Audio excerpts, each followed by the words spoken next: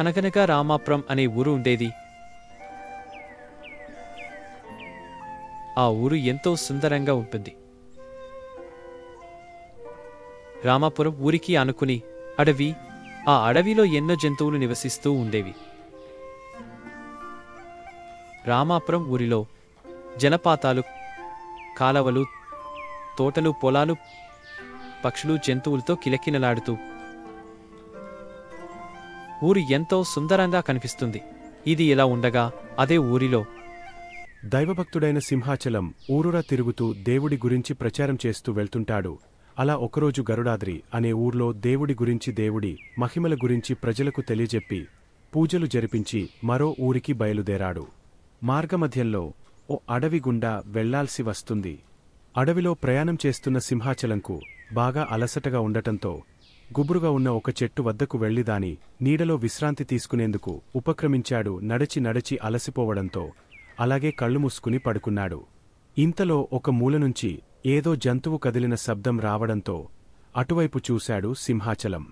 అంతే, ఎదురుగా ఉన్న జంతువును చూసి భయంతో బిక్కచ్చిపోయాడు. దేవుడా, ఈ పులి బారినుంచి నన్ను కాపాడాల్సిన బాధ్యత నీదేనంటూ భారం దేవుడిమీద వేశాడు సింహాచలం. ఈ క్రూర జంతువు ఎలాగైనా సరే నన్ను తినేస్తుంది, నీ మహిమ వల్లనే నేను బ్రతకగలను, నీ భక్తుడినైన నన్ను కాపాడు స్వామి అంటూ భయంతో కళ్ళు మూసుకుని దేవుణ్ణి ప్రార్థించసాగాడు సింహాచలం. అలా ఎంతసేపటికి పులి దగ్గరకు రాలేదు. మెల్లిగా భయంగా కళ్ళు తెరిచి చూశాడు. అంతే, మరోసారి ఆశ్చర్యంతో నోరెళ్లబెట్టక తప్పలేదు సింహాచలానికి. ఎందుకంటే ఎదురుగా పులి కూడా 2 కాళ్లు పైకెత్తి దేవుణ్ణి ప్రార్థిస్తూ ఉంది. ఇదంతా ఆ భగవంతుడి మహిమేనేమో అనుకున్న సింహాచలం కాస్తంత ధైర్యం తెచ్చుకుని పులి దగ్గరకు వెళ్లాడు. ఓ పులిరాజా, ప్రాణభయంతో ఉన్న నేను నువ్వు నన్ను చంపకుండా ఉండాలని, నీ నుండి నన్ను రక్షించాలని ఆ దేవుడిని వేడుకుంటున్నాను. దాంట్లో ఓ అర్థముంది, మరి నువ్వెందుకు ప్రార్థిస్తున్నావు అని ప్రశ్నించాడు సింహాచలం. ఓ మానవుడా, నేను కూడా నీ నుంచి నన్ను రక్షించమని ఆ భగవంతుడిని వేడుకుంటున్నాను అని చెప్పింది పులి. ఎందుకు తిరిగి ప్రశ్నించాడు సింహాచలం. ఎందుకంటే ఇప్పుడు మీ మానవులు మా వన్యప్రాణులను ఇష్టం వచ్చినట్లుగా చంపేస్తున్నారు కదా, దీంతో మా జాతులన్నీ అంతరించుకుపోతున్నాయి. మాకు స్వేచ్ఛగా బ్రతికే అవకాశమే లేకుండా పోతోంది. అలా జరగకుండా చూడాలనే నేను దేవుణ్ణి ప్రార్థిస్తున్నాను అని చెప్పింది పులి. నిజమే కదా, ఈ రోజుల్లో వన్యమృగాలను వేటాడి చంపడంలో మన మానవులు ముందే ఉన్నారు. మనుషులు ఎలా స్వేచ్ఛగా తుకుతున్నామో వన్యప్రాణులను కూడా అంతే స్వేచ్ఛగా బ్రతకనియాల్సిన బాధ్యత మనందరిమీద ఉంది. కాబట్టి వన్యప్రాణులను వేటాడి చంపేసేవారిని తీవ్రంగా వ్యతిరేకిద్దాం. ఒక అడవిలో ఒక నక్క ఉండేది. దానికి ఆశ ఎక్కువ, అన్నీ తనకే కావాలని పేరాశ. కాని అది చిన్న జంతువు కదా, అందువల్ల దాని ఆశ తీరడం లేదు. ఏ సింహమోపులో వేటాడి తినగా మిగిలిన జంతువుల మాంసం తిని జీవనం చేస్తుండేది. ఇలా ఉండగా ఒక వేటగాడు లేడిని చంపి దానిని భుజాన వేసుకుని వస్తున్నాడు. అంతలో అతడికి ఒక అడవి పంది కనిపించింది. వెంటనే గురిచూసి పందిపై బాణం వదిలాడు. బాణం కొద్దిగా గురి తప్పి తగలటం వల్ల పందికి గాయం అయింది తప్ప వెంటనే ప్రాణం పోలేదు. అది కోపంతో వేటగాడిమీదికి దూకి అతడిని చంపి మరికొంత సేపటికి పంది కూడా చచ్చిపోయింది. ఆ దారినే వస్తున్న నక్క, చచ్చిపడి ఉన్న లేడి పంది, పాము వేటగాడిని చూసింది. ఒక్కసారిగా దానికి బోలెడు మాంసం లభించడంతో అసలే దురస కదా, వేటగాడి పక్కనే పంది ఉన్న బాణంకు నరం బిగించి ఉంది. ఈ 4 మాంసం తరువాత తాపిగా తినవచ్చు, ముందు ఈ నరంతో ఇప్పటికి సరిపెట్టుకుందాం అని ఆ బాణానికి బిగించిన నరాన్ని కొరికింది. నరం తెగతంతో వంగ ఉన్న బాణం వద్ద ఊపుగా నిటారుగా సాగి నక్క గుండెకు గట్టిగా గుద్దుకున్నది. నక్క అక్కడికక్కడే మరణించినది. ఒక గ్రామంలో ఒక ఆవు ఉండేది. అది ఎంతో మంచిది. తోటి పశువులతో ఎన్నడూ కలహించుకోకుండా యజమాని మాట వింటూ సాధు జంతువుగా జీవించేది. ఒకరోజు అడవిలో అది ఒంటరిగా మేత మేస్తుండగా పులిచూచి దానిపై దూకడానికి సిద్ధమైనది. అది గమనించిన ఆవు భయపడక, పులిరాజా, కొంచెం ఆగు, నేను చెప్పే మాటలు విను. ఇంటి దగ్గర నాకొక బిడ్డ ఉన్నది. ఆ లేతదుడ పుట్టి 2 వారాలు కూడా కాలేదు. పచ్చిక తినడం కూడా నేర్చుకోలేదు. నీవు దయదలిస్తే నా బిడ్డకు కడుపు నిండా పాలు ఇచ్చి వస్తాను. ఆ తరువాత నన్ను భక్షించు అన్నది దీనంగా. ఆవు ఆ మాటలు విన్నపులి పెద్దగా నవ్వి, ఆహా, ఏమి మాయమాటలు! ఇంటికి వెళ్లి బిడ్డకు పాలు ఇచ్చి వస్తావా? అడవిలో ఉన్నంత మాత్రాన నాకు తెలివితేటలు లేవనుకోకు. నేనేం వెర్రిదాని కాను. కోపంగా అన్నది పులి. నీవు అలా అనుకోవడం సరికాదు. నేను అసత్యం పలికేదానను కాను. ఒకసారి మాట ఇచ్చి తప్పితే ఆ బతుకు బతికి ఏమీ ఎప్పటికైనా చావు తప్పదు. ఆకలిగున్న నీకు ఆహారమై తృప్తి కలిగిస్తే మంచిదే గదా, ఉపకారం చేసిన దాన్నవుతాను. ఒక్కసారి నా బిడ్డను చూచి ఆకలి తీర్చి రావాలని నా ఆశ అన్నది. ఆవు ఊరిలో నివసించే ఈ జంతువులలో నీతి ఎంతుందో తెలుసుకుందామని సరే అన్నది పులి. ఆవు ఇంటికి పోయి దూడకు కడుపునిండా పాలిచ్చి కోడెదూడ శరీరాన్ని ప్రేమతో నాకుతూ నాయనా బుద్ధిమంతురాలుగా మంచితనంతో జీవించు, తోటివారితో స్నేహంగా ఉండి ఎట్టి పరిస్థితులలోనూ అబద్ధాలాడకు, మంచి ప్రవర్తనతో పేరు తెచ్చుకో అని బిడ్డకు మంచి బుద్ధులు చెప్పి ఆవు అడవికి చేరుకున్నది. ఆవుని చూచిన పులికి ఆశ్చర్యం కలిగింది. తన ప్రాణాల కంటే ఇచ్చిన మాట ముఖ్యం అనుకున్నా ఆవు ఎంతో గొప్పది, దీనిని చంపితే తనకే పాపం అనుకుని ఆవుని వదిలివేసింది పులి. సింగరాయగుంట అనే ఊర్లో సుబ్బయ్య అనే ఒక వడ్రంగ ఉండేవాడు. అతను ఊర్లోని వాళ్లందరికీ వడ్రంగ పనులు చేసి పెడుతూ జీవనం సాగస్తుండేవాడు. అదే ఊర్లోని చెట్లపైన కోతుల గుంపులు కూడా చాలా ఉండేవి. ఈ కోతులు చాలా అల్లరివి. ఊర్లో ఎవరిని కూడా ప్రశాంతంగా ఉండనిచ్చేవి కావు. ఇళ్లలో పెంచుకున్న పండ్ల మొక్కల్లోంచి పండ్లన్నింటినీ తెంపి తినేసి ఇష్టం వచ్చినట్లుగా పడవేసేవి. ఎవరు ఎలాంటి పని చేస్తున్నా కోతుల గుంపు అక్కడ ప్రత్యక్షమై ఆ పనిని నాశనం చేస్తూ ఉండేవి. ఇదంతా చూసిన ఊరివాళ్లందరూ అబ్బా, ఈ కోతుల పీడ ఎప్పటికి వదులుతుందో అని టుకుంటూ ఉండేవాళ్ళు. ఇదిలా ఉంటే వడ్రంగ సుబ్బయ్య ఒకరోజు ఓ చెట్టు దగ్గర ఎండిపోయి ఉన్న చెక్క దూలాన్ని చూశాడు. తనకు పనికొస్తుందని భావించిన అతడు దాన్ని ఎలాగైనా తీసుకెళ్లాలని అనుకున్నాడు. చెట్టునుంచి ఎండిన ఆ దూలాన్ని వేరుచేసే పనుల్లో నిమగ్నమయ్యాడు. ఈలోపు మధ్యాహ్నం కావడం, బాగా ఆకలిగా ఉండటంతో భోజనానికి ఇంటికి బయలుదేరాడు. వెళ్తూ చెక్కదులాన్ని విడిగా చీల్చి మేకులు కొట్టి అది దగ్గరకు రాకుండా వదిలిపెట్టాడు. ఇక మిగతా పనిని భోజనం చేసి వచ్చి చూద్దాంలే అనుకుంటూ దానక్కడే వదిలేసి వెళ్లిపోయాడు సుబ్బయ్య. సుబ్బయ్య అలా వెళ్లాడో లేదో అల్లరిముక అయిన కోతుల గుంపు అక్కడికి చేరిపోయింది. ఆ చెట్టుపైన ఒకటే ఆటలు పాటలు చెప్పలేనంత అల్లరి చేస్తూ ఆ ప్రాంతాన్నంతా అల్లకల్లోలం చేశాయి. అప్పుడే వాటి కన్ను మధ్యకు చీల్చి ఉన్న దూలంపై కన్నుపడింది. ఇదేంటో చూద్దామనుకుంటూ ఓ కోతి చీల్చి ఉన్న దూలం మధ్యలో దూరి కూర్చుని మధ్యలో ఉన్న మేకుల్ని తీసి అవతల విసిరి పారేసింది.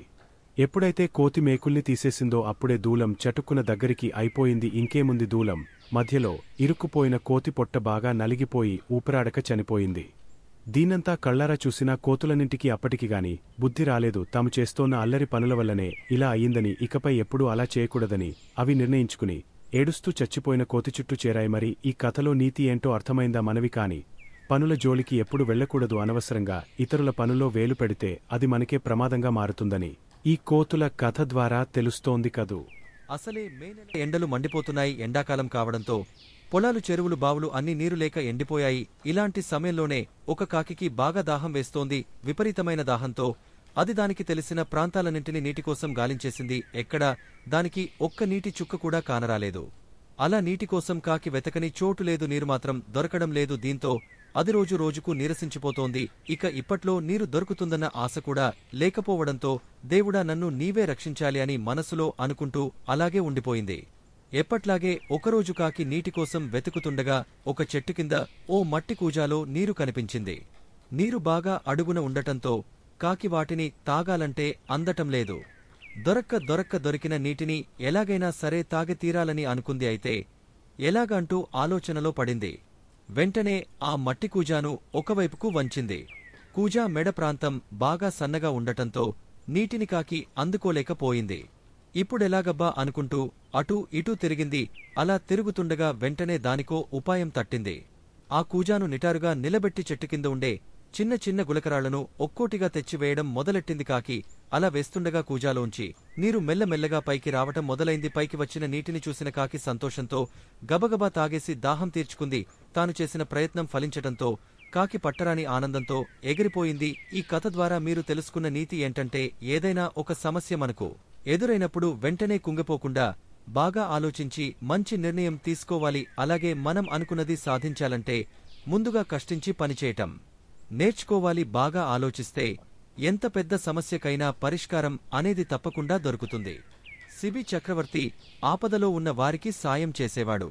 ఎవరు ఏది అడిగినా దానం చేసేవాడు. ఒకరోజు ఒక పావురం వచ్చి ఆయన దగ్గర వాలింది. శత్రువు నుంచి తనను కాపాడమని తిమాలింది. సరే అని దానికి మాట ఇచ్చాడు. ఇంతలో ఒక డేగ వచ్చి, ఈ పావురం నా ఆహారం, దీనిని నేను తరుముతూ వచ్చాడు, ఇది నాది, నాకు ఇచ్చే అని కోపంగా అడిగింది. డేగ, పక్షిరాజా, ఈ పక్షిరాజుని రక్షిస్తానని మాట ఇచ్చాను. పావురం, తప్ప ఇంకేమైనా అడుగు అన్నాడు. శిబి చక్రవర్తి మాట తప్పని రాజుగా అందరూ నిన్ను గొప్పగా చెప్పుకుంటారు. అయితే పావురమంత బరువుగల నీ తొడ మాంసం ఈ అని అడిగింది డేగ శిబిచక్రవర్తి త్రాసు తెప్పించి ఒకవైపు లెన్లో పావురాన్ని ఉంచి రెండోవైపు పళ్ళెంలో తన తొడ మాంసం కోసివేశాడు. ఎంత మాంసం కోసివేసినా పావురంతో సమానం కాలేదు. చివరికి తానే త్రాసు పళ్ళెంలో కూర్చున్నాడు. పావురానికి బదులుగా మొత్తం తన శరీరాన్నంతా తినేయమని డేగను వేడుకున్నాడు. వెంటనే డేగ ఇంద్రునిగా, పావురం అగ్నిదేవునిగా మారినవి వారిద్దరిని చూసి శిబిచక్రవర్తి ఆశ్చర్యపోయాడు. ఇంద్రుడు, అగ్నిదేవుడు ఇలా అన్నారు: శిబిచక్రవర్తి, మేం నిన్ను పరీక్షించాలని వచ్చాము. ఈ పరీక్షలో నీవు గెలిచావు. నీదాన గుణము 10 మంది చెప్పుకుంటే విన్నాము కాని ఈనాడు స్వయంగా చూసి సంతోషించాము.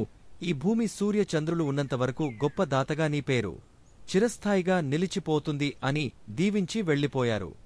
పంజాబ్ రాష్ట్రంలో ఒక చిన్న పట్టణం బంగలో నివసించే ప్రతి ఒక్కరికీ తెలుసు మంగల్దాస్ ఎంత పిసినిగొట్టో. ఒకసారి మంగల్దాసు దుకాణం నుండి ఇంటికి తిరిగి వచ్చేసరికి భార్య పుచ్చకాయ కలింగరికాయ ముక్కలు తరిగపెట్టింది. అయితే ఇంట్లో చూస్తే దానిపై చెక్కు కనబడలేదు మంగల్దాస్కు. దాంతో అతను ఎంత రగడ చేశాడంటే చివరికి అతని భార్య విసిగపోయి తను బయట చెత్తకుప్పలో పారేసిన పుచ్చకాయ చెక్కుల్ని ఏరుకొచ్చి వాటిని కడిగకూర చేసి పెట్టింది. ఒకసారి ఆ మంగల్దాసు పనిమీద నగరానికి వెళ్లాల్సి వచ్చింది. బస్సు ఛార్జీలు మిగుల్చుకునేందుకుగాను అతను నగరం వరకు నడిచిపోయాడు. మధ్యలో నదిని దాటేందుకు మరబోటులో అయితే ఎక్కువ అడుగుతారని తాతల కాలంనాటి పాత డింగినొకదాన్ని ఎక్కాడు. వెళ్లటం బాగానే వెళ్లాడుగాని వెనక్కి వచ్చేటప్పుడు కాలం చెల్లిన ఆ పడవకు చిల్లిపడింది. ఆ సమయానికి పడవ నది మధ్యలో ఉన్నది. దగ్గర్లో నేల అన్నది లేదు. రంధ్రంగుండా నీళ్లు బలంగా లోపలికి వస్తున్నాయి. చూస్తుండగానే డింగి నీళ్లలో మునిగిపోనారంభించింది. మంగల్దాసు ప్రాణాలు పోయినంత పనైంది. ఎందుకంటే అతనికి ఈత రాదు. మరి ఇక చేసేదేమీ లేక అతను తన కులదైవాన్ని ప్రార్థించటం మొదలుపెట్టాడు. స్వామి, నన్ను ఈ కష్టం నుండి గట్టెక్కిస్తే నీ సంతృప్తి కోసం నేను సంతర్పణ చేసి 1000 మంది బ్రాహ్మణులకు భోజనం పెడతాను అని గొణగసాగాడు ప్రాణాలు గుప్పిట్లో పెట్టుకుని. పడవ మునిగపోయింది. మంగల్దాసు కూడా మునిగేవాడే కాని ఆ సమయంలో ఎక్కడి నుండి వచ్చిందో మరి ఒక పెద్ద కొయ్యదుంగ అతని పక్కకే వచ్చి ఆగింది. మంగల్దాసు గబుక్కున ఆ దుంగను పట్టుకున్నాడు. మెల్లగా దానిపైకి ఎక్కి కూర్చున్నాడు. భద్రంగా సర్దుకుని చతికిలబడి కూర్చున్నాడు. దాంతో భయం కొద్దిగా తగ్గింది. ఇప్పుడు అతనికి ఊపిరి పీల్చుకునేందుకు కొంచెం సమయం కూడా దొరికింది. దాంతోటే ఆలోచన మొదలైంది. అయ్యో, 1000 మందికి భోజనం పెడతానని నేను ఎట్లా అనగలిగాను? 1000 మంది అంటే మాటలు కాదే. అయినా ఆ దేవదేవుడికి ఈ లెక్క ఏమంత పెద్దది గనక నేను 500 మందికి భోజనం పెట్టినా ఆయనకు సంతోషమే అవుతుందిలే, పర్వాలేదు అనుకున్నాడు. అలా పోయి దుంగ ఒక పల్లపు ప్రాంతాన్ని చేరుకుని ఆగింది. మంగల్దాసు కాళ్లకు ఒక పెద్ద బండరాయి తగిలింది. అతను దాన్ని కొంత తడిమి చివరికి దాని పైకెక్కి నిలబడ్డాడు. దగ్గర్లోనే ఒడ్డు కనిపిస్తున్నది. ఇక ప్రమాదం తప్పినట్లే. అతని ఆలోచనలు తను భోజనం పెట్టాల్సిన 500 మంది బ్రాహ్మణుల వైపుకు మళ్ళాయి. 500 మందికి భోజనం పెట్టనవసరలేదు. 500లో ఏమున్నది? 100 మందికి పెట్టినా మా ప్రభువుకు సంతోషమే. ఆయన నిత్య సంతోషి కదా, ఏమీ పర్వాలేదు అనుకున్నాడు. బండమీద కొంచెం సేద తీరిన తరువాత అతను మళ్లీ దుంగపైకి ఎక్కి ప్రయాణం సాగించాడు ధైర్యంగా. అది త్వరలో ఒడ్డున ఉన్న ఇసుకను తాకింది. ప్రమాదం పూర్తిగా తప్పిపోయినట్లే. ఇక మంగల్దాసు సంతృప్తిగా నిట్టూర్చి ఇంకా బాగా అనిపించటం కోసం తను భోజనం పెట్టాల్సిన బ్రాహ్మణుల సంఖ్యను 1కి తగ్గించేసుకున్నాడు. భగవానుడు పత్రం, పుష్పం, ఫలం, నీళ్లు ఇవి చాలు నాకు అనలేదా? దానిదేమున్నది అనుకున్నాడు ఇప్పుడు. అయినా భద్రంగా ఇల్లు చేరుకున్నాక ఆలోచిస్తే అతనికి అది భారంగానే అనిపించసాగింది. ఏమంటే ఈ బ్రాహ్మణులు తిండి బాగా తింటారు, పెద్ద పెద్ద బొజ్జల నిండా అని బాధ. అందుకని అతను బాగా ఆలోచించి ఒక బక్కపలచటి బ్రాహ్మణుడు రిఖీరాంను ఎంపిక చేసుకున్నాడు. రిఖీరాంకు కడుపు సౌఖ్యం లేదని ఊరందరికీ తెలుసు. అందుకని మంగల్దాసు వాళ్ళింటికి పోయి అతన్ని మరుసటి రోజు ఉదయం తన ఇంట్లో భోజనానికి రమ్మని చెప్పి చక్కా వచ్చాడు. అయితే బ్రాహ్మణుడు తనని చూశాడంటే ఏదో ఒక పేరు చెప్పి బాగా దక్షిణ వసూలు చేస్తాడు. అదే తను గనక ఇంట్లో లేకపోతే ఊరికే నోరు మూసుకొని భోజనం చేసి పోతాడు. అందుకని మంగల్దాసు మరునాడు తెల్లవారకనే భార్యకు జాగ్రత్తలు చెప్పి ఆ బ్రాహ్మణుడికి దొరకకుండా ముఖ్యమైన పని ఏదో పెట్టుకుని వేరే ఊరికి వెళ్ళిపోయాడు. కాని బ్రాహ్మణుడు రిఖీరాం చాలా తెలివైనవాడు. అతనికి మంగల్దాసు నైజం బాగా తెలుసు. వీలైతే మంగల్దాసు తనకు దక్షిణ కూడా ఇవ్వకుండా ఎగనామం పెట్టేయగలడు. అందుకని తెల్లవారగానే బయలుదేరి మంగల్దాసు ఇంటికి వెళ్లాడు రిఖీరాం. అయినా ఆ సరికే మంగల్దాసు వేరే ఊరికి వెళ్ళిపోయాడు. ఇది మన మంచికే అనుకున్న రిఖీరాం మంగల్దాసు భార్య పారోతో, తల్లి నేను ఒక్కడినే భోజనానికి వస్తున్నానని వంట పరిమితంగా చేస్తావేమోనని ముందుగా హెచ్చరించి పోదామని వచ్చాను. ఈ పూజ సంతర్పణ కనుక కనీసం 10 మందికి సరిపడా భోజనం తయారు చేయవలసి ఉంటుంది, లేకపోతే ప్రయోజనం సిద్ధించద్దు అన్నాడు. ఆమె ఇక ఏమీ అనలేక సర్దుకుని, అయ్యో ఆ మాత్రం నాకు తెలీదా, అలాగే చేస్తానులేండి అని చెప్పింది. రిఖీరాం పూజ మొదలుపెట్టి భోజనం మొత్తాన్ని దేవుడి ముందు పెట్టించి పారోతో, తల్లి ఒక 100 రూపాయలు దేవుని ముందు ఉంచండి అన్నాడు. ఈ విషయాల్లో పెద్దగా అనుభవం లేని పారో ఆయన ఎలా చెబితే అలా చేసింది. పూజ తరువాత రిఖీరాం తృప్తిగా భోజనం చేసి దేవుని ముందున్న పూజా ద్రవ్యాలతోబాటు ఆ డబ్బును కూడా తీసుకుని మిగిలిన భోజన పదార్థాలన్నిటినీ మూటగట్టుకుని ఇంటికి బయలుదేరాడు. పోయే ముందు పారోకు గుర్తుచేసి తన దక్షిణ 200 రూపాయలు ఇప్పించుకున్నాడు కూడా. మరి వ్రతం చెడకూడదు కదా, అందుకని ఆపైన అతను సంతోషంగా పాటలు పాడుకుంటూ తన ఇల్లు చేరుకున్నాడు. ఇంటికైతే చేరుకున్నాడుగాని మంగల్దాసు వెనక్కి రాగానే తన ఇంటిమీదికి దండెత్తి వస్తాడని తెలుసు రిఖీరాంకు. అందుకని అతను తను తీసుకొచ్చిన సామాన్లని డబ్బును భార్య చేతికిచ్చి మంగల్దాసు వస్తే ఏం చేయాలో చెప్పి హాయిగా పడుకున్నాడు. మధ్యాహ్నానికి ఇల్లు చేరుకున్నాడు మంగల్దాసు. రాగానే భార్యను అడిగా ఏం జరిగిందో తెలుసుకున్నాడు. ఆ ఖర్చును చూసేసరికి అతనికి గుండె ఆగినంత పనైంది. తను లేని సమయం చూసుకుని ఇంత మోసం చేస్తాడా అని కోపంతో ఊగపోయాడు. ఒక పెద్ద వెదురుకట్టెను చేతబట్టుకుని ఆవేశంగా రిఖీరాం ఇంటికి బయలుదేరాడు. అక్కడికి చేరుకునేసరికి అతనికి ఏడుపులు పెడబొబ్బలు వినబడ్డాయి. ఇంటి గడపలో కూర్చుని రిఖీరాం భార్య గుండెలు బాదుకుంటూ ఏడుస్తున్నది. అయ్యో దేవుడా, ఏం చేసేది, నా భర్త చచ్చిపోతున్నాడు, నాయనో వద్దంటున్నా వినకుండా ఆ మంగల్దాసు ఇంటికి పోయి భోజనం చేశాడు. అందులో ఏం విషం కలిపారో ఏమో, ఉలుకు పలుకు లేదు, స్పృహలో లేడు. నాయనోయ్, నన్ను అన్యాయం చేసి వెళ్ళిపోతున్నాడు బాబోయ్ అని గట్టిగా శోకాలు పెడుతున్నది ఆమె. మంగల్దాస్కు అంత చలికాలంలోనూ చెమటలు పోశాయి. కట్టె చేతిలోంచి జారి పడిపోయింది. ముఖం పాలిపోయింది. పెదిమలు ఎండిపోయాయి. రిఖీరాం చచ్చిపోయాడంటే ఇక నన్ను జైల్లో పెడతారు, బహుశా ఉరి తీస్తారేమో కూడా అని అతనికి చెప్పరానంత భయం వేసింది. కిటికీలోంచి లోపలికి చూస్తే మంచంమీద కదలకుండా పడి ఉన్న రిఖీరాం కనబడ్డాడు. ఆ పరిస్థితిలో రిఖీరాంని చూసేసరికి అతనికి ఇంకా బెదురు పుట్టింది. రిఖీరాం స్పృహలో లేడు కాని ఇంకా ప్రాణాలతోనే ఉన్నాడు. అతను ఎట్టి పరిస్థితుల్లోనూ చచ్చిపోకూడదు, లేకపోతే ఇదంతా నా తలకు చుట్టుకోక మానదు అని మంగల్దాసు రిఖీరాం భార్య ముందుకెళ్ళి అతనికేమీ అవ్వదు, వెంటనే ఓ టాక్సీని పిలిపించు, నగరంలో చాలా మంచి ఆసుపత్రులున్నాయి, మంచి ఆసుపత్రిలో చేరిస్తే ఇట్టే కుదురుకుంటాడు అన్నాడు.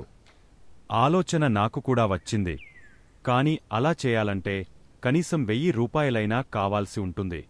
ఇంత సీరియస్గా ఉన్న రోగని ఏ ఆసుపత్రి వాళ్లూ డబ్బు లేకుండా ఉచితంగా చేర్చుకోరు అంటూనే రిఖీరాం భార్య, అయ్యో దేవుడో, మమ్మల్ని బెకారుల్ని చేసి పోతున్నావా స్వామి, నేను ఇంకెన్నాళ్లు బ్రతకాలి ఇలా అని గొంతు హెచ్చించింది.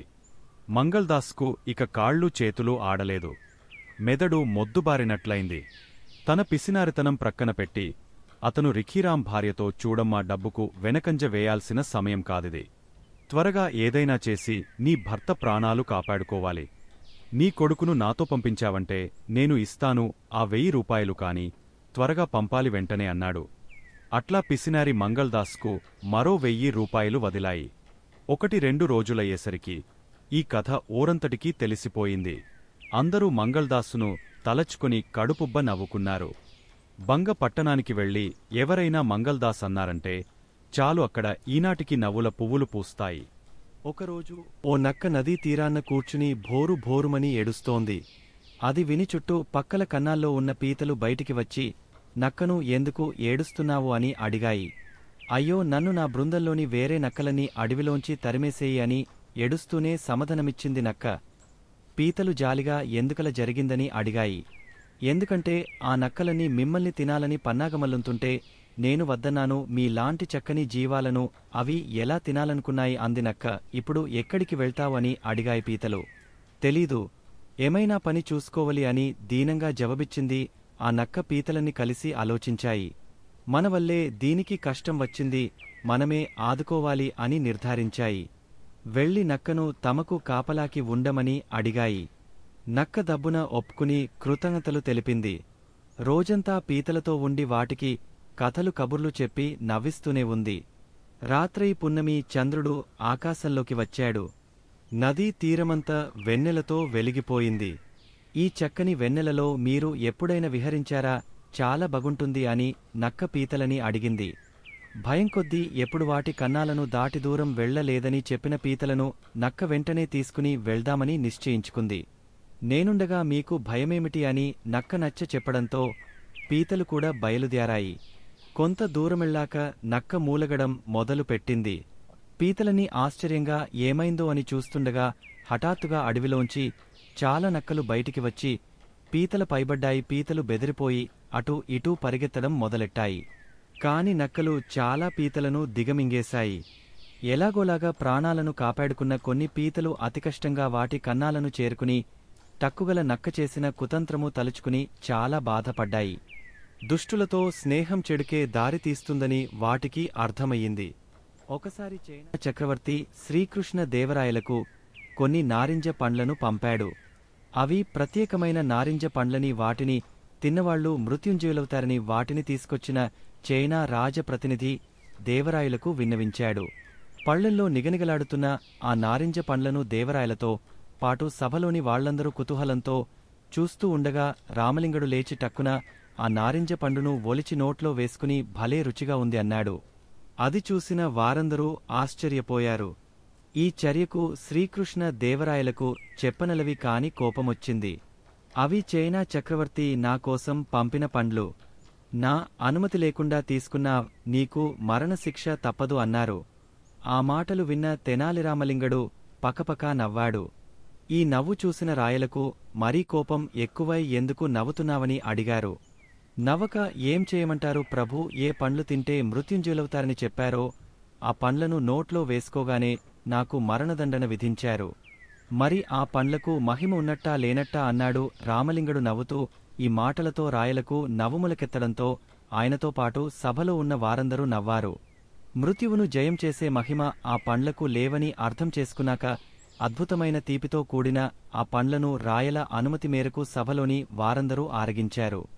రామలింగడి తెలివి ఎలాంటిదో చూశారు కదా. నీతి క్లిష్టమైన పరిస్థితుల్ని కూడా మేధాశక్తితో జయించాలి.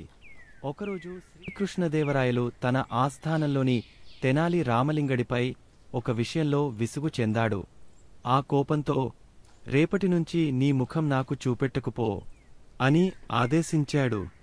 మౌనంగా తలాడించి అక్కడినుంచి వెళ్ళిపోయాడు రామలింగడు.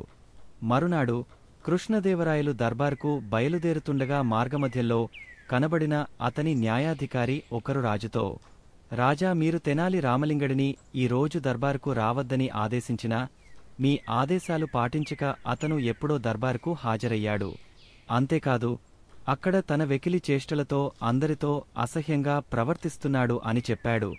అది విన్న రాజు ఆవేశంతో ఊగిపోతూ, నా ఆదేశాలనే ధిక్కరించేందుకు రామలింగడికి ఎన్ని గుండెలు అన్నాడు. అవును రాజా, మీ ఆదేశాలు అతనికి పూచికపుల్లతో సమానం. 100 కొరడా దెబ్బలు కూడా అతని రాజధికారానికి శిక్ష కాజాలవు అని రాజు కోపాన్ని మరింత పెంచాడు ఆ అధికారి. కోపంతో చిరెత్తుకొచ్చిన రాజు వేగంగా దర్బారులోకి ప్రవేశించాడు. అప్పటికే దర్బారులో ఉన్న తెనాలి రామలింగడు తన తలపై ఒక కుండను బోర్లించుకున్నాడు. చూసేందుకు వీలుగా 2 కళ్ల దగ్గర 2 రంధ్రాలున్నాయి. రామలింగడి గడుస్తనాన్ని అర్థం చేసుకున్న రాజు, ఏంటి రామలింగా ఈ వెకిలి వేషాలు? నీవు నా ఆదేశాలను ధిక్కరించావు అన్నాడు. దానికి రామలింగడు, లేదు మహాప్రభూ, నా ముఖం మీకు చూపెట్టవద్దని మీరే కదా ఆదేశించారు.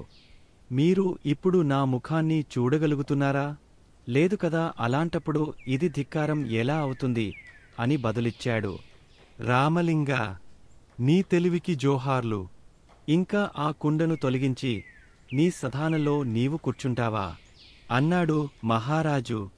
తెనాలి రామలింగడు తలపైనుంచి కుండను తీసివేసి తన ఆసనంలో కూర్చుని కార్యకలాపాలు మొదలుపెట్టాడు. ఒక ముసలిపిల్లి తనకిష్టమైన ఆహారం ఎలుక పిల్లలను పట్టుకోలేక చతికిల పడిపోయింది. పారిపోతున్న ఎలుకలను పట్టుకునేంతలోనే అవి చేజారిపోతున్నాయి. వయస్సు మీద పడుతుండడంతో ఇక ఎలుకలను పట్టడం తన వల్ల కాదని నిర్ణయించుకుంది. ఎలుకలను చంపి తినేందుకు తన ఒళ్ళు కరగకుండా ఆయాసం రాకుండా ఉండే ఒక మంచి ఉపాయాన్ని ఆలోచించింది. ఎలుకలు బొయ్యారం దగ్గర్లోని గోడ వద్ద ఒక తలదిండు కవర్ను మెడవరకు కప్పుకుని తలకిందులుగా నిలబడింది. ఎలుకలు తను చనిపోయిందనుకుని తన దగ్గరకు వస్తాయని, గుట్టు చప్పుడు కాకుండా వటిని గుటుక్కుమనిపించవచ్చని ఆలోచించింది ముసలిపిల్లి. చిట్టెలుకలన్నీ తమ బొయ్యారపు ద్వారం దగ్గర నిలబడి పిల్లిని చూస్తున్నాయి. అది గమనించిన ఒక తెలివైన ముసలి ఎలుక పిల్లి పన్నాగాన్ని అర్థం చేసుకుంది. కాని ఈ విషయం చెబితే చిట్టెలుకలు నమ్మవని దానికి తెలుసు. కాబట్టి వాటిని కాపాడాలంటే తను కూడా పిల్లిలాగా అబద్ధపు ఆలోచన చేయాలని భావించింది. అంతే, అనుకున్నదే తడవుగా చిట్టెలుకల వద్దకు వచ్చి, ఆహా, ఎంత మంచి బ్యాగు! నేనెప్పుడూ పిల్లి తలతో ఉన్న ఇలాంటి బ్యాగ్ను చూడలేదే, చాలా బావుంది కదా అంది. అది బ్యాగేనని తలపోసిన చిట్టెలుకలు వాటి దారిన అవి వెళ్ళిపోయాయి. ముసలి పిల్లి ఆశలు అడియాసలయ్యాయి. పూర్వం ఒకప్పుడు సత్యధర్మి అనే రాజు పాలిస్తుండేవాడు. పేరుకు తగినట్టుగా ఆ రాజు మిక్కిలి ఔదార్యవంతుడు, న్యాయశీలుడు, మంచి ధైర్యశాలి. ఎప్పుడూ తన రాజ్యంలో ప్రజల అవసరాలను తీర్చివారి సుఖసౌఖ్యాలను పాటుపడుతుండేవాడు. ప్రజలకు ఎటువంటి అపాయం రాకుండా రక్షిస్తూండేవాడు. వారి తాహతులకు తగినట్లుగా సహాయం చేస్తూ ప్రజలకు ఉత్సాహం కలిగించేవాడు. రాజ్యం శాంతి భద్రతలతో సకల సౌభాగ్యాలతో తులతూగుతుండేది. ప్రజలు ఎప్పుడూ రాజు మంచితనాన్ని పొగుడుతుండేవారు.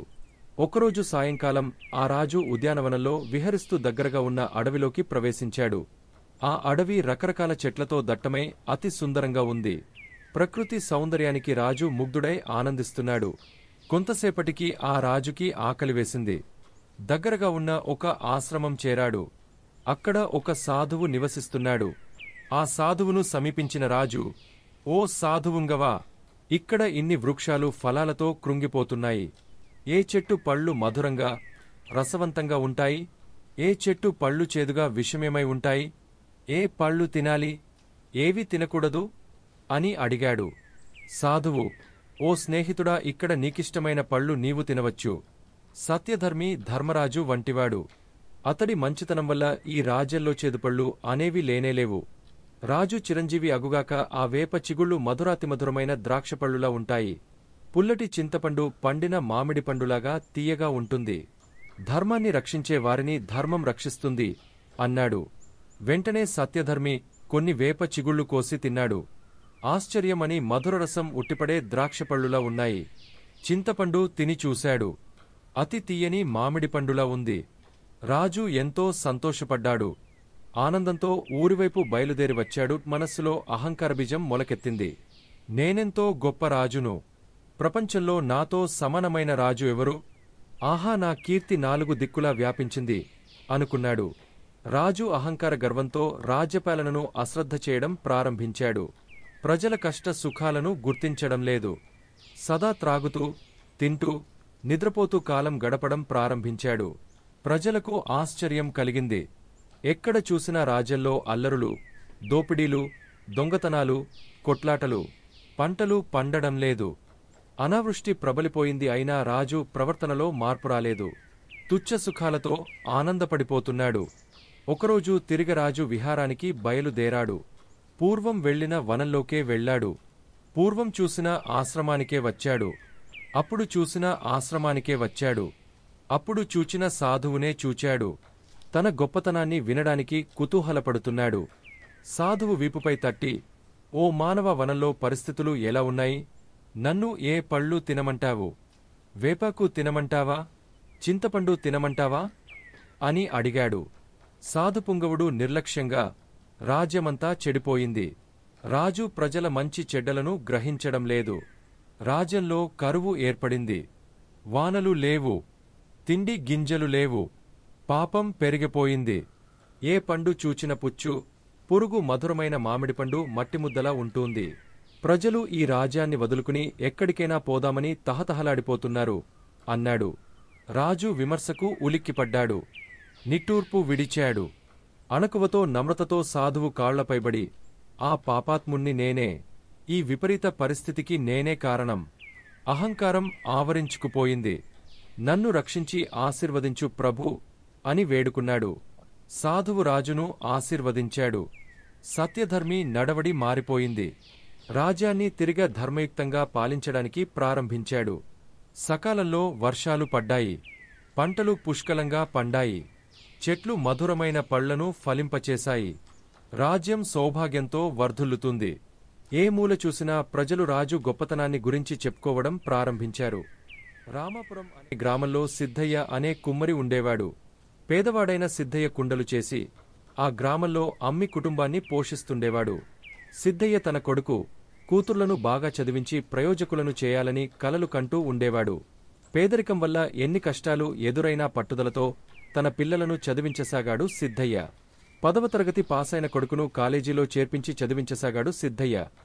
పిల్లలిద్దరినీ బాగా చదివించాలని అనుకున్న సిద్ధయ్య మరికొన్ని రోజులకు తన అభిప్రాయాన్ని మార్చుకున్నాడు. కూతుర్ని కూడా చదివించాలంటే డబ్బులు సరిపోవు కాబట్టి కొడుకును చదివిస్తే సరిపోతుందనే నిర్ణయానికి వచ్చాడు.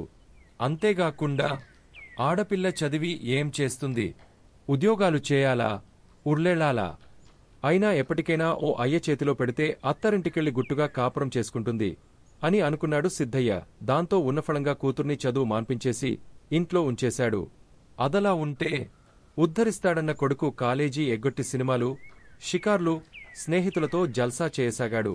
చదువును నిర్లక్ష్యం చేయడంతో పరీక్షలు తప్పాడు. బాగా చదువుతాడనుకున్న కొడుకు ఇలా చెడుదారులో నడవటం తెలిసిన సిద్ధయ్య బాగా బాధపడ్డాడు. చేసేదేమీ లేక కొడుకును కూడా చదువు మాన్పించి ఇంటిపట్టునే ఉంచుకుని కుండలు చేయడం నేర్పించాడు. కుండలు చేయడమే గాకుండా ఆ పనిలో మంచి శిక్షణను ఇచ్చాడు సిద్ధయ్య. అలాగే వాటిని మంచి ధరకు అమ్మటం కూడా ఎలాగో నేర్పించాడు. దీంతో 4 రాళ్లు సంపాదించడంతో సిద్ధయ్య కొడుకుకు కష్టంలోని తీయదనం తెలిసివచ్చింది. ఇప్పుడు బుద్ధిగా ఇంటిపట్టున ఉంటూ తండ్రి చెప్పినట్లుగా నడుచుకోసాగాడు. అయితే కూతురి విషయంలో తాను చేసిన తప్పును గ్రహించిన సిద్ధయ్య ఇప్పటికైనా మించిపోయింది లేదని అనుకుని కూతుర్ని మళ్లీ బడిలో చేర్పించాడు. తండ్రి అనుకున్నట్లుగా ఆమె బాగా చదువుకుని త్వరలోనే మంచి ఉద్యోగం సంపాదించింది. తాను చేసిన తప్పును సరిదిద్దుకున్న సిద్ధయ్య ఆనందానికి ఇప్పుడు అవధులే లేవు. చదువును పక్కన పెట్టి చెడు తిరుగుళ్ల పాలైన కొడుకు ఇక పనికిరాడని బాధపడిన సిద్ధయ్య కొన్ని రోజుల్లోనే కొడుకు దారిలోకి రావడం, కూతురు బాగా చదువుకుని మంచి ఉద్యోగం సంపాదించడంతో సంతోషంతో ఉబ్బితబ్బిబ్బవుతున్నాడు. కాబట్టి కొడుకులు ఉద్ధరిస్తారు, కూతుళ్లకు చదువెందుకు అనే అభిప్రాయంతో ఉండే పెద్దలు సిద్ధయ్య అనుభవంతో ఇప్పటికైనా మేల్కొంటారని ఆశిస్తూ ఒకరోజు ఉద్యానవనంలోకి విహారానికి వెళ్లారు 3 రాజకుమార్తెలు. ప్రకృతి సౌందర్యాన్ని చూసి మురిసిపోయినవారు అబ్బా ఎంత అందంగా ఉంది ప్రకృతి అనుకుంటూ సంతోషంగా తిరగసాగారు. ఇంతలో వారికి ఒక సందేహం వచ్చింది. అదేంటంటే తమలో ఎవరి చేతులు బాగా అందంగా ఉంటాయని, మిగతా ఇద్దరికంటే నా చేతులే బాగున్నాయని ఒక అమ్మాయి అంటే, మరో అమ్మాయి కూడా మీ ఇద్దరికంటే నా చేతులే బాగున్నాయని అంది. అలాగే మరో అమ్మాయి కూడా. అలా వారిలో వారు వాదించుకోసాగారు. ఇదంతా గమనించిన ఒక దేవకన్య ఒక భిక్షగత్తె వేషం ధరించి వారి వద్దకు వచ్చింది. చింపిరి జుట్టు, మాసిన బట్టలతో అందవికారంగా ఉన్న ఆ దేవకన్యను చూసిన రాకుమార్తెలు అసహించుకుంటూ పక్కకు వెళ్లమని చీకొట్టారు. దానికి నొచ్చుకున్న ఆ భిక్షగత్తె అలా నడుచుకుంటూ వెళ్ళిపోయింది. ఎండ కారణంగా మాడిపోయిన ముఖంతో ఉన్న ఆ అమ్మాయికి దారిలో ఓ గుడిసె ఇంట్లో ఉన్న ఒక పేదామె ఆశ్రయమిచ్చి అన్నం పెట్టింది.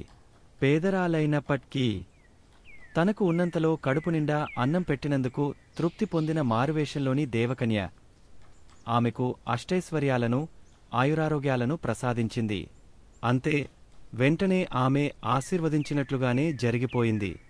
దీన్నంతా కళ్లార్పకుండా చూస్తూనే ఉన్నారు రాకుమార్తెలు. బిచ్చగత్తె రూపంలోని ఆ దేవకన్య తన అసలు రూపంలోకి మారిపోయి రాకుమార్తెల వద్దకు వచ్చింది. తోటివారికి సహాయపడేందుకు సిద్ధంగా ఉండే చేతులే ఈ లోకల్లో అతి సుందరమైన చేతులు అని చెప్పి మాయమైపోయింది. దీంతో బుద్ధి తెచ్చుకున్న రాకుమార్తెలు ఇకమీదట అలా ఉండకూడదని అనుకున్నారు. కాబట్టి పిల్లలు, ఈ కథ ద్వారా మనం తెలుసుకోవాల్సిన నీతి ఏమిటంటే, ఇతరులకు సహాయం చేయడంలో అందము, గొప్పతనము దాగి ఉంటుంది. ఇతరులకు సహాయం చేసే మనస్సు, పేదవారికి దానం చేసే చేతులే గొప్పవని అర్థం చేసుకోవాలి. రామాపురం అనే ఊళ్ళో రామారావు అనే పెద్దమనిషి ఉండేవాడు. ఆయనకు 2 కొడుకులు. వారిలో ఒకరికి తన వ్యాపార బాధ్యతలను అప్పగించాలని అనుకుంటాడు రామారావు. అయితే 2 కొడుకుల్లో ఎవరు తెలివైనవారో తెలుసుకుని వారికే వ్యాపారాన్ని అప్పజెప్పాలని ఆలోచిస్తాడు. దీనికోసం ఇద్దరు కొడుకులకు ఒక పరీక్ష పెడతాడు రామారావు. అందులో ఎవరు నెగ్గితే వారికే వ్యాపార బాధ్యతలను అప్పజెబుతానని కొడుకులతో అంటాడు. కొడుకులిద్దరికీ కొంత డబ్బును ఇచ్చిన రామారావు, ఈ డబ్బుతో ఎవరైతే ఇంటిని పూర్తిగా నింపగల వస్తువులను కొని తెస్తారో వారికే వ్యాపారం అప్పజెబుతానని అంటాడు. దీంతో తండ్రి ఇచ్చిన డబ్బు తీసుకుని ఉన్నపళంగా మార్కెట్ల వైపుకు వేగంగా వెళ్లాడు పెద్ద కొడుకు. మార్కెట్లో ఉన్న వస్తువులన్నింటి గురించి అడిగి తెలుసుకున్నాడు. తండ్రి ఇచ్చిన డబ్బు మొత్తానికి గడ్డి కొని నింపసాగాడు. ఎంత గడ్డి వేసినా ఇల్లు నిండలేదు. రెండో కొడుకు మాత్రం తండ్రి అప్పజెప్పిన పనిని ఎంతో తెలివితేటలతో పూర్తి చేయాలని దీర్ఘంగా ఆలోచించి చివరకు ₹1 ఖర్చు చేసి ఒక క్రొవ్వొత్తిని కొని ఇంటికి తెస్తాడు. వెంటనే దానిని వెలిగించగానే ఇల్లంతా వెలుగు పరచుకుంటుంది. దీన్ని చూసిన రామారావు తెలివితేటలతో ఇంటినంతా వెలుగుతో నింపిన చిన్న కొడుకు ఆలోచనకు సంతృప్తి చెంది అతడికే వ్యాపార బాధ్యతలను అప్పజెబుతాడు. సరిగా ఆలోచించలేక గడ్డితో ఇంటిని నింపుతున్న పెద్ద కొడుకు అవస్థను చూసి దగ్గరికి పిలిచి తమ్ముడికి సహాయంగా వ్యాపారం చూసుకోమని చెబుతాడు రామారావు. కాబట్టి ఈ కథను బట్టి మనకు తెలిసిన నీతి ఏమిటంటే, తెలివితేటలతో ఎంత పెద్ద సమస్యనైనా సులభంగా పరిష్కరించవచ్చు. అలాగే తెలివితేటలతో దేనినైనా సాధించవచ్చు. గంగూరు అనే ఊరిలో సోమయ్య అనే పిసినారి ఒకడు ఉండేవాడు. అతను ఎంతో ధనాన్ని సంపాదించాడు. అయినా ₹1 కూడా ఖర్చు పెట్టేవాడు కాదు. తన పెరట్లో ఒక గొయ్యిని తవ్వి తను కూడబెట్టిన డబ్బుతో బంగారం కొని ఆ బంగారమంతటిని అందులో దాచి ఉంచుకున్నాడు. రోజూ ఆ గొయ్యిని తవ్వడం, బంగారం చూసి మురిసిపోవడం, మళ్లీ ఆ బంగారాన్ని మట్టితో కప్పేయడం జరుగుతుండేది. కొన్నేళ్లపాటు ఇదే అతని దినచర్యగా ఉండేది. అయితే ఏ రహస్యమైనా ఎంతకాలం తెలియకుండా ఉంటుంది? ఒకనాడు ఒక దొంగ సోమయ్య చేసే తతంగం అంతా చూడనే చూశాడు. ఆనాటి రాత్రే దొంగ గొయ్యిని తవ్వి మొత్తం బంగారాన్ని ఎత్తుకుపోయాడు. మరునాడే ఎప్పటిలానే గొయ్యిని తవ్వి చూసిన సోమయ్యకు గుండె ఆగినంత పనైంది. తన కళ్లను తాను నమ్మలేకపోయాడు. ఏది నా బంగారమేది? నెత్తి నోరు కొట్టుకుంటూ లబోదిబోమని ఏడవడం మొదలుపెట్టాడు. అటుగా పోతున్న ఒక పెద్ద మనిషి వచ్చి ఏం జరిగిందో అడిగి తెలుసుకున్నాడు. అసలింతకీ నువ్వా బంగారంతో ఏం చేయాలనుకున్నావు? అడిగాడు పెద్ద మనిషి. ఏమీ చేయాలనుకోలేదు, కేవలం దాచుకుందాం అనుకున్నాను అని ఏడుస్తూ చెప్పాడు సోమయ్య. అలాగా? అయితే ఈ పెద్ద గులకరాయిని ఆ గోతిలో వేసి అదే బంగారం ముద్ద అనుకుని ఎప్పటిలాగే రోజు వచ్చి ఈ గులకరాయిని చూసి నీ బంగారం ఎక్కడికి పోలేదని వెళ్ళిపో అంటూ ఓ పెద్ద గులకరాయిని అందించి తన దారిన తను వెళ్ళిపోయాడు పెద్దమనిషి. చేయనది లేక సోమయ్య ఇంటి ముఖం పట్టాడు. రామాపురం గ్రామంలో రాజయ్య అనే పేదవాడు ఉన్నాడు. అతడు ప్రతిరోజూ అడవికి పోయి కట్టెలు కొట్టుకుని వాటిని అమ్మగా వచ్చిన డబ్బులతో జీవించేవాడు. ఒకరోజు రాజయ్య నది ఒడ్డునున్న చెట్టెక్కి కట్టెలు కొట్టుకుంటున్నాడు. పొరపాటున చేయి జారి గొడ్డలి నదిలో పడిపోయింది. ఆ నది చాలా లోతు. 2-3 సార్లు నదిలో దిగే ఎంతో ప్రయత్నం చేశాడు. కాని గొడ్డలిని తీయలేకపోయాడు. ఎంతో బాధపడ్డాడు. చేసేది లేక అక్కడే చెట్టు కింద కూలబడి భగవంతుణ్ణి ప్రార్థించి తన గొడ్డలి ఇప్పించమని వేడుకున్నాడు. అతని ప్రార్థన విని గంగాదేవి ప్రత్యక్షమైంది. ఎందుకు విచారించుచున్నావు అని అడిగింది. తల్లి, నన్ను రక్షించు. నా జీవనాధారమైన గొడ్డలి నదిలో పడిపోయింది. ఎంత ప్రయత్నించినా అది దొరకలేదు అని బాధపడ్డాడు. సరే ఉండు అంటూ దేవత నీటిలో మునిగి బంగారు గొడ్డలితో ప్రత్యక్షమైంది. ఇదేనా నీ గొడ్డలి అని బంగారు గొడ్డలిని చూపించింది. నాది కాదు తల్లి అన్నాడు. మళ్లీ నీళ్లలో మునిగె వెండి గొడ్డలితో ప్రత్యక్షమైంది. ఇదేనా నీ గొడ్డలి అని వెండి గొడ్డలిని చూపించింది. కాదని తల అడ్డంగా ఊపాడు. ఈసారి అతని గొడ్డలితోనే ప్రత్యక్షమైంది. ఇదేనా అన్నది. రాజయ్య సంతోషంతో అమ్మా, ఇదే నా గొడ్డలి అని ఆనందంతో పరవశించాడు. రాజయ్య నిజాయితీకి మెచ్చి గంగాదేవి 3 గొడ్డళ్ళు ఇచ్చి మాయమైపోయింది. నిజాయితీయే రాజయ్యను ధనవంతుణ్ణి చేసింది. ఒకసారి ద్రోణాచార్యుడు అన్ని ఉత్తమ గుణాలున్న అతి మంచి మనిషిని వెతికి తెమ్మని తన శిష్యులైన కౌరవ పాండవ యువరాజులను ఆదేశించాడు. ముందుగా దుష్టబుద్ధిగల యువరాజు దుర్యోధనుడు అతిమంచి మనిషిని వెదకడానికి బయలుదేరాడు.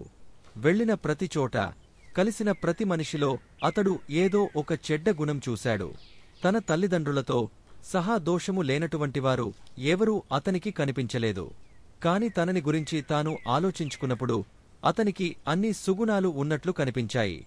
వెంటనే ద్రోణాచార్యుని వద్దకు వచ్చి, గురూజీ, ప్రతి ఒక్కరిలో ఏదో ఒక దోషముంది.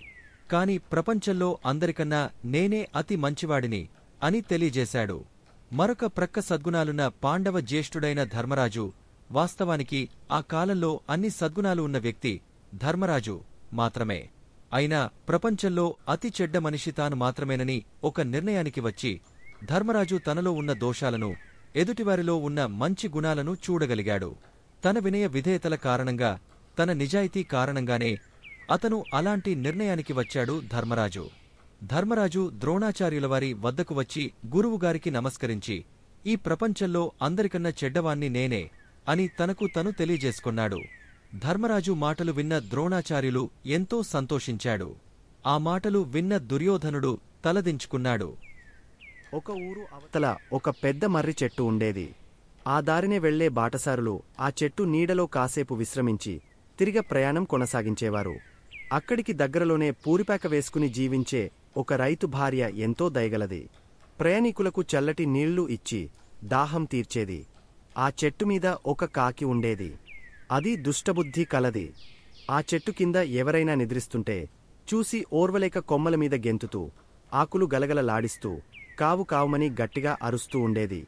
బాటసారులు చిరాకు పడుతూ నిద్రలేస్తే అది ఎంతో ఆనందించేది. ఒకరోజు ఒక హంస ఆ చెట్టు మీద వాలింది. ఆ చెట్టు కింద ఒక బాటసారి నిద్రిస్తున్నాడు. మిట్ట మధ్యాహ్నం చెట్టు ఆకుల సందులోంచి సూర్యకిరణాలు ఆ బాటసారిపై సూటిగా పడుతున్నాయి. అది చూసిన హంస తన రెక్కలను సాగదీసి ఎండ అతనిపై పడకుండా చూడసాగింది. దుష్టబుద్ధి కాకి ఇది సహించలేకపోయింది. బాటసారి సౌకర్యంగా నిద్రపోవడం దానికి కంటికింపుగా అనిపించింది. వెంటనే అది ఆ బాటసారి ముఖంపై రెట్టవేసి తుర్రుమంది. ఉలిక్కిపడి నిద్రలేచిన బాటసారి పైకి చూశాడు. రెక్కలు సాగదీసి కూర్చున్న హంస కనిపించింది. తన ముఖంపై రెట్టవేసింది ఆ హంసేనని అనుకున్నాడు. కోపంతో ఒక రాయి తీసుకుని దానిపైకి విసిరాడు. ఆ రాయి హంసకు తగిలి గాయమైంది. హంసకి ఆ గాయం మానడానికి చాలా కాలమే పట్టింది. ఒకరు చేసిన తప్పుకు మరొకరు శిక్ష అనుభవించడమంటే ఇదే.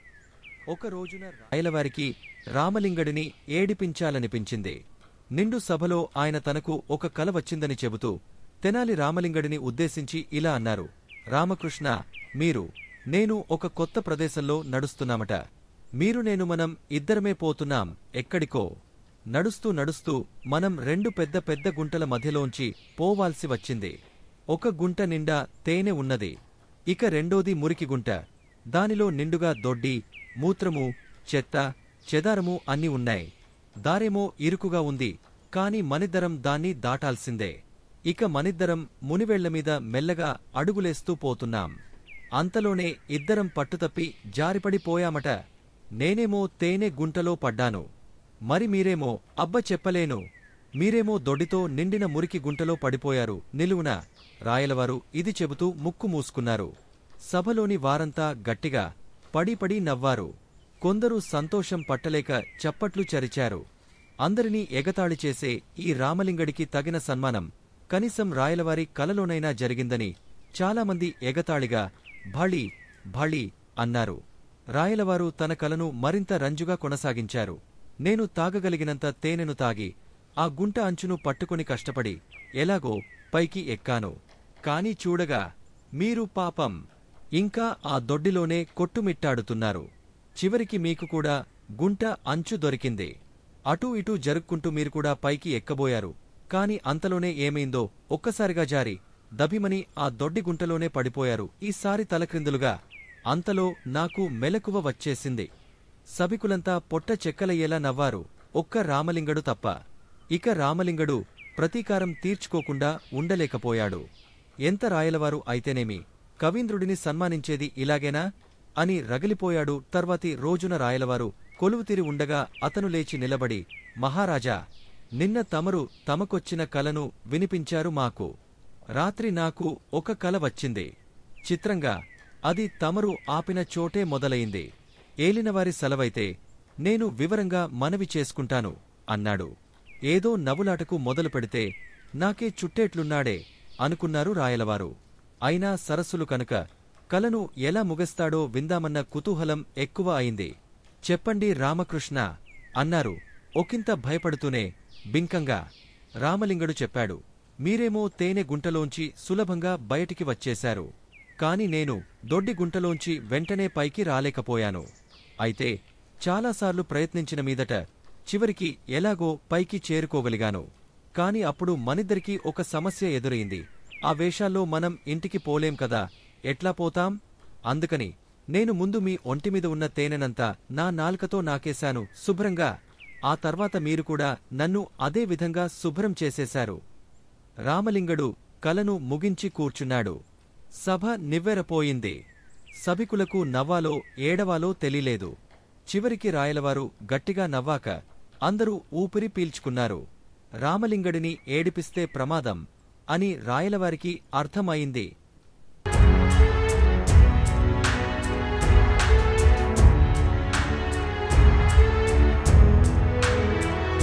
మీరు మరిన్ని వీడియోలు చూడాలంటే మన ఛానల్ను సబ్స్క్రైబ్ చేయండి. పక్కనున్న బెల్ ఐకాన్ని ప్రెస్ చేయండి.